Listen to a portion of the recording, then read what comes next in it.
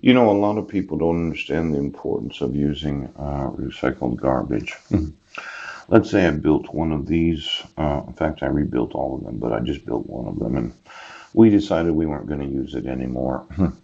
You can cut that same recycled garbage oil reserve up into smaller pieces and recycle it again and again and again.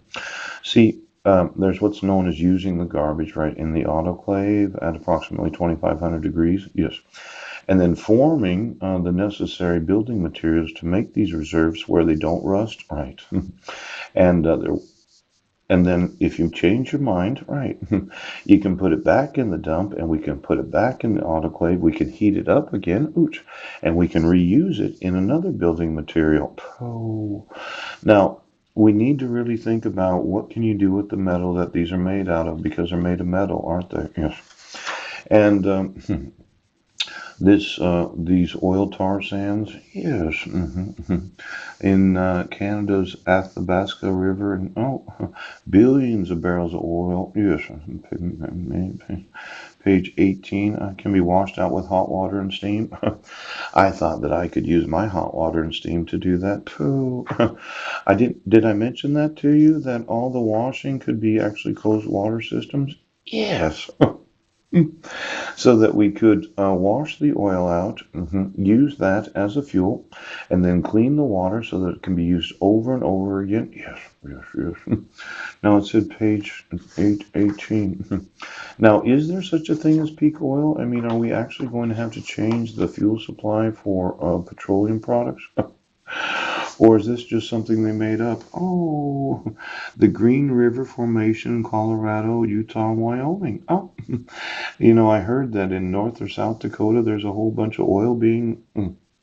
Now, steam and hot water then wash out 52,000 barrels of crude oil daily, one for every 2 tons of sand. Fooch. Now, let's say you had 2 tons of sand. Oil soaked sands. And extraction is costly, but rising oil prices make the process increasingly attractive. 600 billion barrels lie in the tar sands along the Ouch. Now, I was just concerned about exactly how they're recycling that oil. Now it says when heated to 9,000 degrees Fahrenheit, organic matter in the shell vaporizes. It condenses as a low sulfur crude. Now that's 900 degrees Fahrenheit. And of course they tested that at approximately 1,500 to 2,000 degrees. Why doesn't somebody buy some of this oil shale? Yes.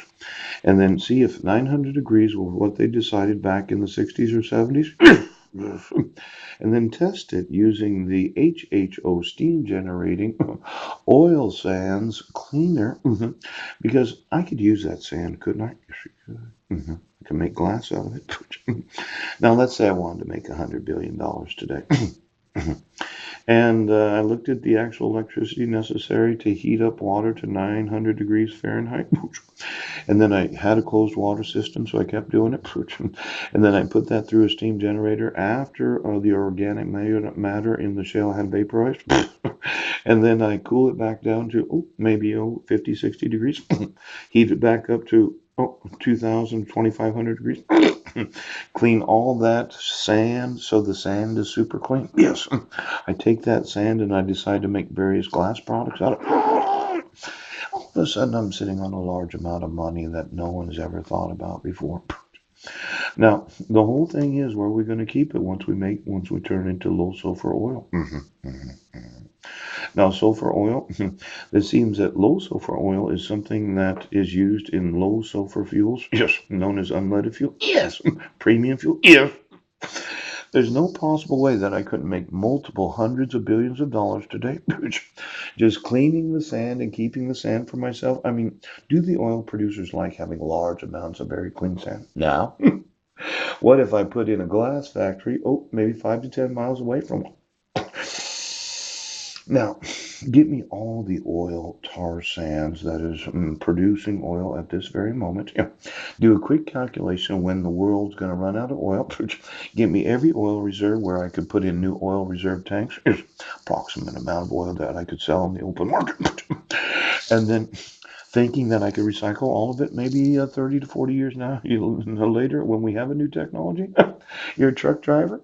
You want to be the grandfather of a child that I like to give your daughter? Yes.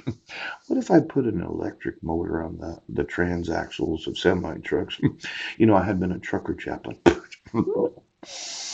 And I'd spent a lot of time talking to truck drivers about Jesus. You remember Bishop Bullwinkle?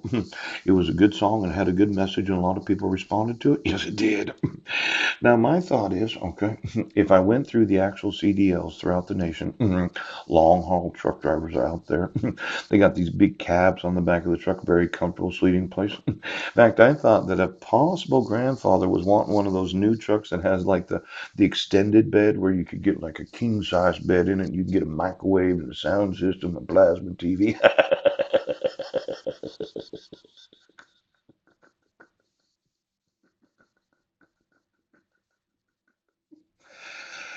Let's look through the CDLs.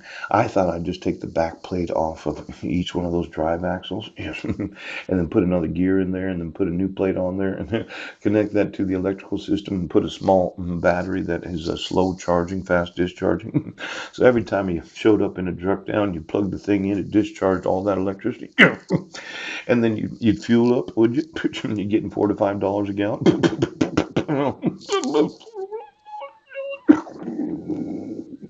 Or is it 4 to 5 miles a gallon? If we're going to run out of diesel in the next 30 to 40 years, how many? Well, what's it going to get to? What's the transportation cost going to be? Now, let's think of it this way. Let's say truck towns had discharge stations where you could get paid to drive a truck. No.